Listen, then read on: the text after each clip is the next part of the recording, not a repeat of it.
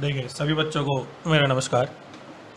जैसा कि हम लास्ट वीडियो के अंदर हमारा चैप्टर चल रहा था विद्युत आवेश तथा क्षेत्र। आज हमने इसमें दो टॉपिक लिए हैं। एक विद्युत आवेश का क्वांटीकरण यानी क्वांटाइजेशन ऑफ इलेक्ट्रिक चार्ज, और दूसरा जो हमने टॉपिक उठाया है वो है कूलाम का नियम। आज की वीडियो में हम सिर्फ ये दो टॉपिक के ऊपर चर्चा करके चलेंगे। तो देखो, सबसे पहली हेडिंग उठाता हूँ मैं, विद्युत आवेश का क्वांटीकरण यानी क्वांटाइजेशन ऑफ इलेक्ट्रिक चार्ज।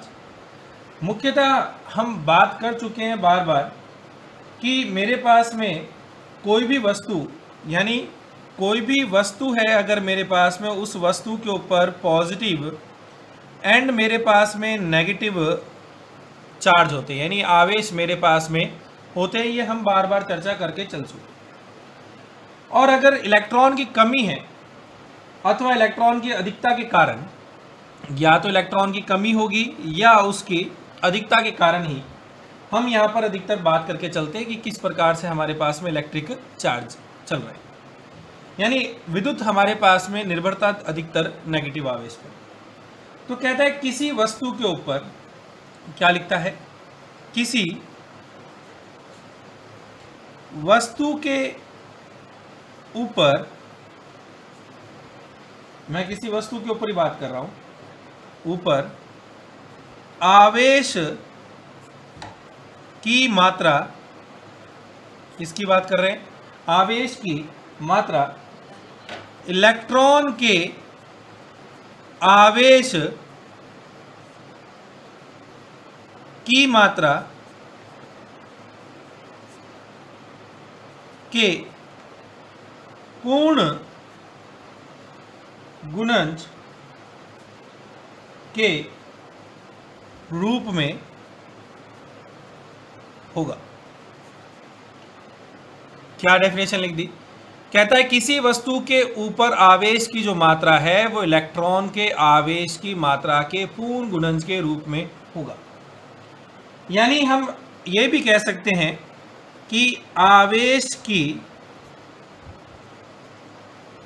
न्यूनतम, यानी मेरे पास में न्यूनतम मात्रा इलेक्ट्रॉन पर आवेश की मात्रा के बराबर होता। यानी इलेक्ट्रॉन की जो आवेश की मात्रा होगी वो ही मेरे पास में सबसे न्यूनतम मात्रा होगी आवेश की। और क्वांटीकरण मतलब टुकड़ों में, ये नहीं कहा कि इकट्ठा आगे मिल गया, मैंने कहा कि क्वांटीकरण के पूर्ण गुणज के रूप में होगा। मतलब आवेश की मात्रा हमने कहा कि मेरे पास एक इलेक्ट्रॉन होगा, यानी कोई भी उस पर जो भी आवेश है प्लस माइनस में, या फिर मेरे पास प्लस माइनस का 2e, या फिर प्लस माइनस का मेरे पास में 3e, या प्लस माइनस का मेरे पास में सो ऑन प्लस माइनस का ne, ये मेरे पास में आवेश होंगे यानी पूर्ण गुणज होंगे। ये नहीं है कि आधा मिला पूरा मिला। इलेक्ट्रॉन होंगे तो आवेश मेरे पास या तो प्लस होगा या माइनस होगा, या प्लस माइनस इलेक्ट्रॉन के अंदर है, 2 3 4 जिस तरीके से भी है, तो पूर्ण गुणज के रूप में मेरे पास में मिलेंगे। इसी को हम ये भी लिख सकते हैं Q बराबर में प्लस माइनस का ne, यानी n यहाँ पर मेरे पास क्या है, संख्या n मेरे पास में 1 2 3 सो ऑन मेरे पास में संख्याएं मिलेंगी। और इसे ही हम क्या कह देते हैं, क्वांटीकरण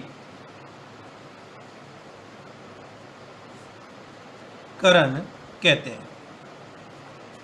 और इसे ही हम क्या कह देते हैं, क्वांटीकरण कहकर चलते। तो देखो, इस सिद्धांत के अनुसार अगर हम बात करें, क्या कहता है, ये सिद्धांत है, मैं थोड़ा सा लिख के देता हूं कि थोड़ा सा लिखे में आपको क्लियर रहेगा। तो लिखता हूं मैं,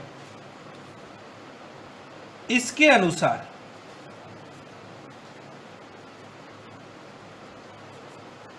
इस सिद्धांत के अनुसार बात कर रहे हैं। तो कहना है इस सिद्धांत के अनुसार वस्तु पर आवेश इलेक्ट्रॉन पर आवेश के पूर्ण गुणज होता है। और ऐसे आवेश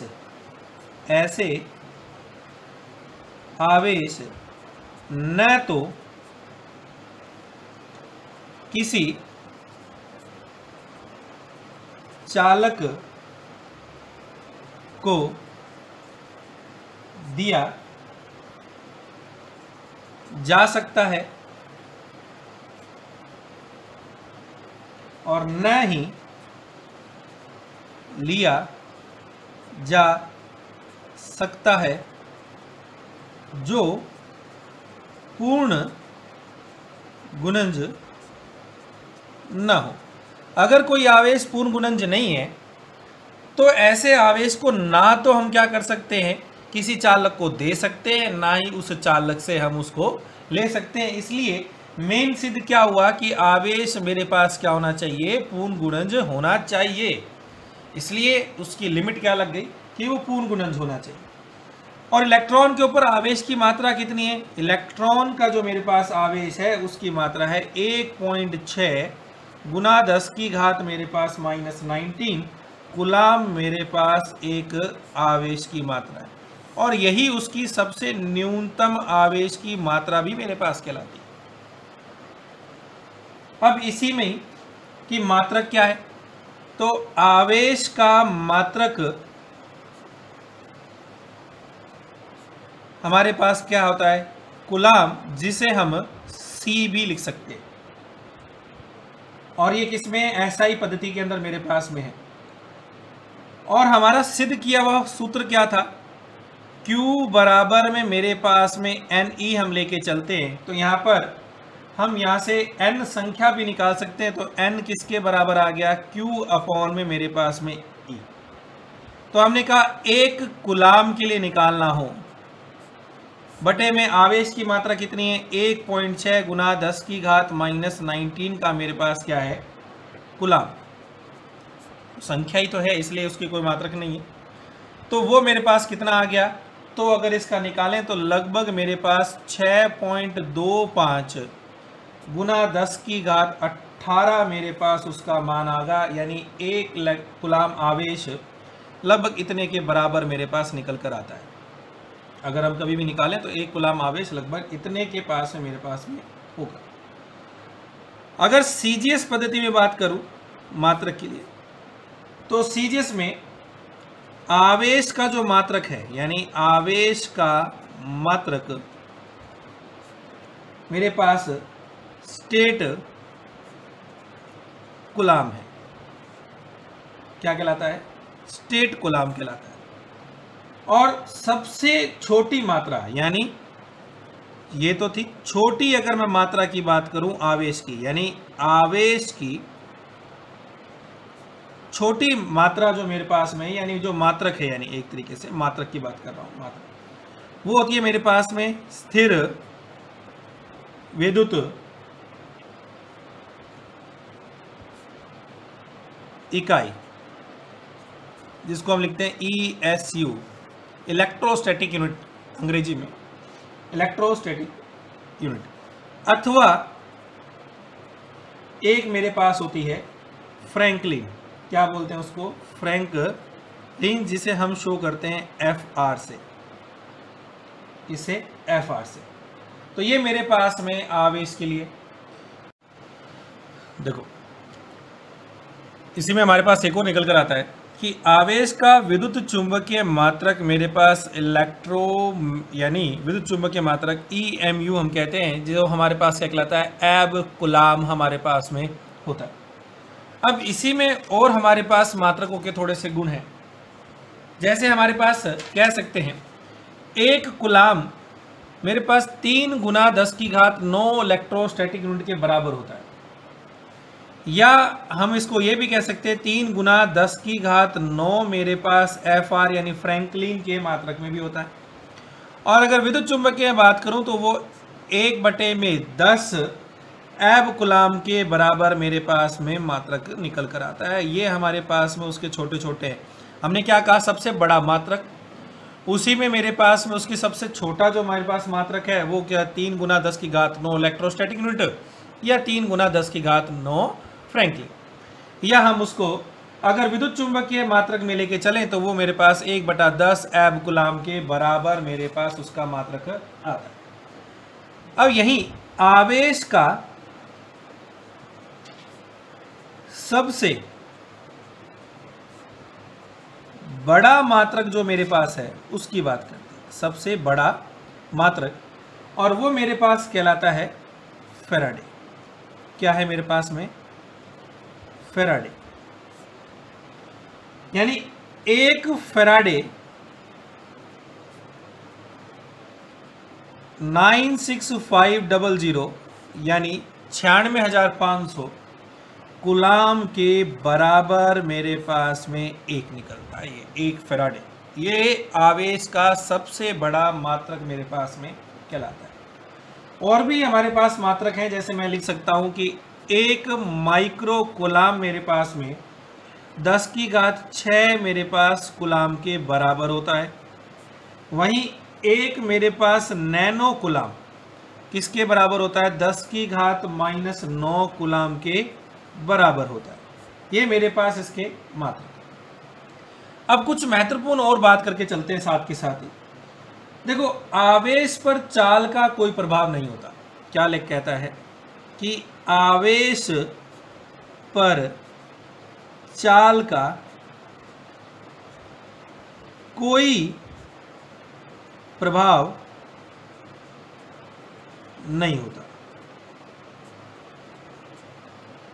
यानी किसी भी आवेशित वस्तु को स्थिर अवस्था या आपेक्षीय वेग से गतिमान होने पर वस्तु के आवेश की मात्रा समान रहती है। यानी मैं यहाँ पर कह रहा हूँ कि चाहे वो कैसे मर्जी चले, यानी किसी भी जगह हो, यानी मैंने कहा ना कि चाल का कोई प्रभाव नहीं है। तो यानी आवेश अगर कोई गतिमान है भी, यानी कोई वस्तु अगर हमने कहा कि गतिमान करवा दी, चल रहा है, कोई अपेक्षित गति के साथ चल रहा है, तो आवेश का मान मेरे पास समान रहेगा। ये नहीं है कि आवेश मेरे पास परिवर्तित हो गया कि चलने के बाद में 2 कुलाम हो गया, 3 कुलाम हो गया। आवेश की मात्रा एक समान रहती है, उसमें कोई परिवर्तन नहीं होता। अब यही मेरे पास कुछ और बात कि कण मान लेते हैं, मेरे पास में कोई टेबल है जिसमें हम बात करेंगे इलेक्ट्रॉन की, प्रोटॉन की और मेरे पास में न्यूट्रॉन की, जिसमें कण का द्रव्यमान और साथ में मेरे पास में आवेश कितना है, उस आवेश की हम चर्चा करेंगे। तो देखो, इलेक्ट्रॉन का जो द्रव्यमान होता है, वो द्रव्यमान मेरे पास कितना है? वो है 9.109 यानी गुना 10 की घात -31 kg का मेरे पास द्रव्यमान। और इलेक्ट्रॉन ऋणात्मक है और मैंने आवेश की सबसे छोटा मात्रक में मान कितना बताया था? 1.6 गुना 10 की घात -19 कुलाम मेरे पास आवेश होता है। यहाँ इलेक्ट्रॉन के ऊपर आवेश ऋणात्मक है, इसलिए यहाँ पर क्या लगा देंगे? ऋणात्मक। प्रोटॉन और न्यूट्रॉन के द्रव्यमान लगभग बराबर हैं। कितना है? 1.672 गुना 10 की घात -27 kg, और वहीं न्यूट्रॉन का 1.674 गुना 10 की घात -27 kg। न्यूट्रॉन थोड़ा हैवी है। और आवेश कितना है प्रोटॉन पर? बराबर आवेश है 1.6 गुना 10 की घात -19 कुलाम, और ये मेरे पास क्या होता है? 0। तो ये मेरे पास आवेश के मान भी हैं कि किस प्रकार के आवेशों के मान मुझे यहाँ पर मिलते थे। तो ये टॉपिक था विद्युत आवेश का क्वांटीकरण। अब नेक्स्ट जो हमारे पास हेडिंग थी, मैंने क्या चर्चा की थी कि आज हम 2 टॉपिक के ऊपर विशेषकर बात करके चलेंगे। तो दूसरा जो मेरे पास टॉपिक था, वो टॉपिक का नाम क्या है? कूलाम का नियम। तो देखो, कूलाम का जो नियम आया, वो बेसिक हमारे पास में ये जो नियम बना, वो नियम उसने 2 आवेश मान लिए। एक मेरे पास मान लेते, कोई प्लस क्यू आवेश मान लिए, यहाँ पर माइनस क्यू कोई भी है। 2 आवेश हैं। यहाँ पर क्या बात कर रहा है? 2 आवेश के ऊपर बात कर रहा है और कहता है कि 2 आवेश मान लेते मेरे पास में परस्पर कहीं दूरी पर r दूरी के ऊपर स्थित है। तो कुलाम ने उन दो आवेशों के मध्य एक बल को स्थापित करवाया। कहता कि उन दोनों के मध्य एक अन्योन्य क्रिया होती है जो एक दूसरे के ऊपर बल लगाते हैं, और वही जो बल है उसको फाइंड आउट करने का काम किसने किया? कुलाम। कहता है कि उनके मध्य बल कितना है। तो कहता है कि कोई दो स्थिर, और यहां सबसे बड़ी कंडीशन क्या मानी है? स्थिर की। यहां स्थिर होने चाहिए, ये नहीं है गतिमान आवेश पर।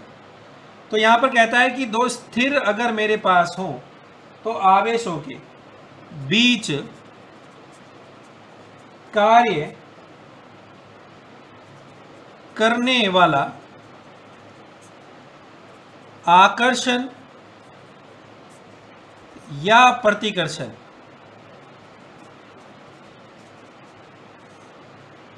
का बल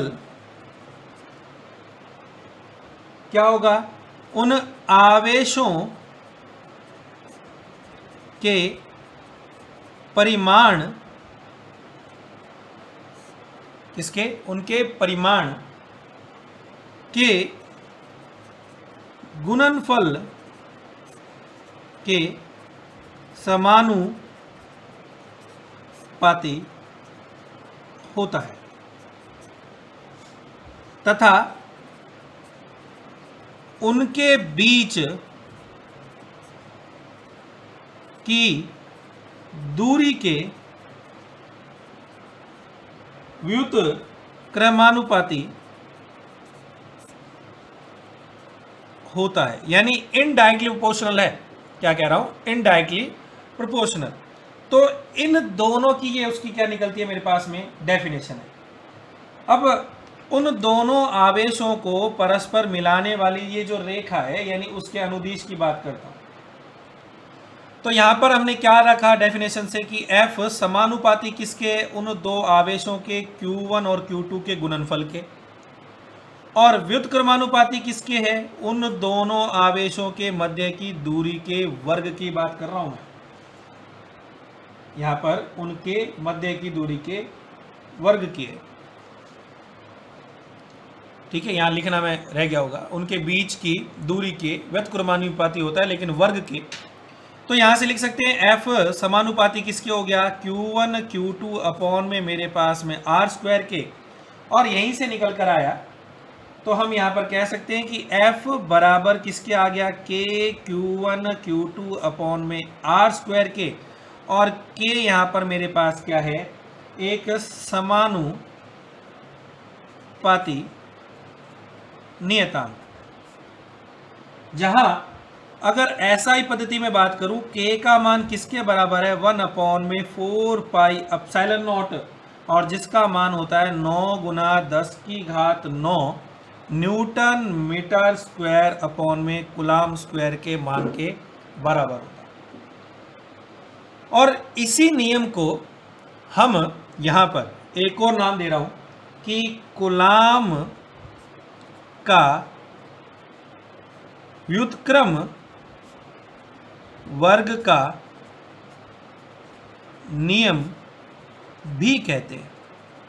अब आपसे पेपर में पूछ सकता है कूलाम का व्युत्क्रम वर्ग का नियम की परिभाषा दीजिए, तो यही परिभाषा है जो हमने ऊपर दी है।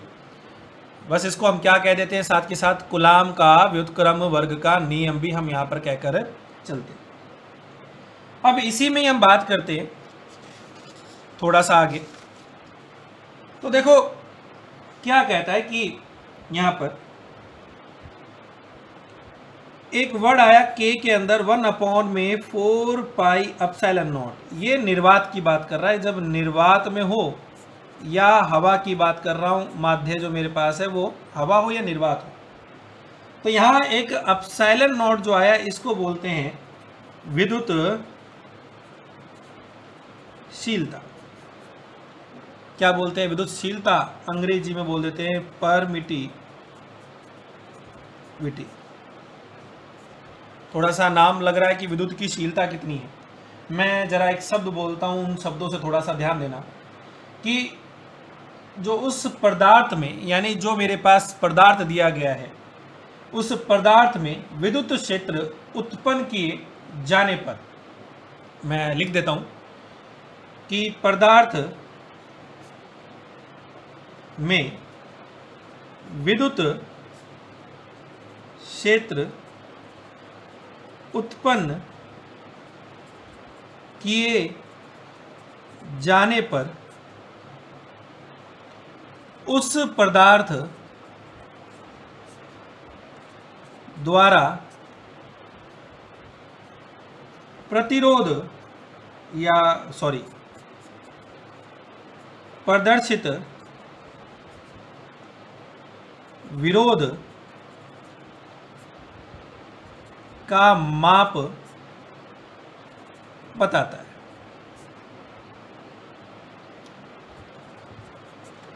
यानी विद्युतशीलता क्या बताती है कि पदार्थ में विद्युत क्षेत्र उत्पन्न किए जाने पर पदार्थ द्वारा प्रदर्शित विरोध का जो माप है वो मेरे पास क्या है, उसकी विद्युतशीलता कहलाती है। एक परमिटिविटी, किसी पदार्थ का वह गुण है ये। अब इसी में हम यहाँ कहते हैं कि एप्सिलॉन जो नॉट है उसका मान कितना है, आर, यानी 8.85 इंटू 10⁻⁻12 कूलाम स्क्वायर अपॉन में न्यूटन मीटर स्क्वायर मेरे पास उसका मात्रक, ये उसका मान है। और इसकी विमा क्या है एप्सिलॉन की, चाहे आप उसकी ले लो चाहे किसी की, वो आती है m का -1, l का -3, t का 4, a का 2, ये उसकी मेरे पास विमा है। अब कहता है अगर मैं इन दो आवेशों को निर्वात की बात करता हूं तो हम लिख सकते हैं f का निर्वात में वो आता है 1/4 pi epsilon not q1 q2 upon में मेरे पास r²। लेकिन अगर ये माध्यम में ले लें, किसी माध्यम में बात करके चले, तो हम लिखते हैं f इन मीडियम 1/4 का pi epsilon q1 q2 upon में मेरे पास r²। जहां मेरे पास k का मान क्या होगा किसी माध्यम में, वो होगा 1/4 पाई एप्सिलॉन। और इसका एप्सिलॉन का जो मान है वो होता है एप्सिलॉन नॉट एप्सिलॉन r, मेरे पास में इसका मान है। ये मान हमारे पास गिवन होते हैं, याद रखने वाला है। तो हम यहाँ से लिख सकते हैं कि एप्सिलॉन r किसके बराबर होगा, एप्सिलॉन अपॉन में एप्सिलॉन नॉट, यानी किसी माध्यम में विद्युतशीलता और निर्वात की विद्युतशीलता, ये दोनों का मेरे पास कहलाता है। और इसी को हम बोल देते हैं आपेक्षित विद्युतशीलता, हम कहकर चलते हैं। क्या बोल देते हैं, आपेक्षित विद्युतशीलता भी हम यहाँ पर कहकर इसको चलते हैं। तो ये मेरे पास था कूलाम का नियम। और कूलाम के नियम में क्या था, दोबारा से एक बार ब्रीफिंग दे देता हूँ कि किन्हीं भी दो आवेशों के मध्य लगने वाला मेरे पास जो बल है, उस बल को परिभाषित हम कूलाम के नियम से करते हैं कि वह बल जो माध्यम में या निर्वात दोनों में कार्य करता है, उस बल को हम, यानी मूलभूत वो कार्य करने वाला बल जो इनके बीच में लग रहा है। और एक डेफिनेशन पॉइंट चार्ज की, यानी हम ये मानकर चलते हैं पॉइंट चार्ज, यानी दो आवेश जिनके मध्य की जो दूरी है वो बहुत ही अल्प हो, यानी उनके अगर उनको देखें, यानी मैं कहता हूँ कि मान लेते हैं कि मैंने आपको छोटा सा एक उदाहरण देता हूँ कि दूर से अगर मैं देखता हूँ तो मुझे ऐसा लगता है कि वो दोनों बिल्कुल समीप हैं। उनकी विमाओं के आधार पर देखा जाए तो लगभग उनकी दूरी नगण्य हो जाए, तो ऐसे को हम क्या मान लेते हैं, एक पॉइंट मानकर चलते हैं। तो यही पॉइंट मेरे पास क्या कहलाता है, चार्ज कहलाते हैं। अगर कोई दो आवेश हैं, उनके पिंडों की विमाएं उनके बीच की दूरी की तुलना में नगण्य है, यानी उनकी विमाएं ऐसी हैं कि उनके जो बीच की दूरी है उसके मुकाबले वो नगण्य लगती हैं और ऐसा लगता है कि वो दोनों बिल्कुल समीप हैं। जैसे आपने बचपन में एक बहुत पुराना सुना होगा कि दूर से देखा तो लगा अंडे उछल रहे थे, पास जाके देखा तो गंजे उछल रहे थे। ये इस प्रकार का ही है कि पॉइंट चार्ज के बीच की जो दूरी है, अगर वो बहुत अल्प लगे, नगण्य लगे उनकी विमाओं के रेस्पेक्ट में, तो उसको क्या बोल देते हैं, हम पॉइंट चार्ज कहते हैं। ये था हमारे पास में कूलाम का नियम। अब इसकी कुछ एप्लीकेशंस हैं सदिश रूप में, और वो सारी की सारी चर्चाएं अब हम नेक्स्ट वीडियो के अंदर करके चलेंगे। तो आज के लिए इतना ही था। धन्यवाद। Thank you so much.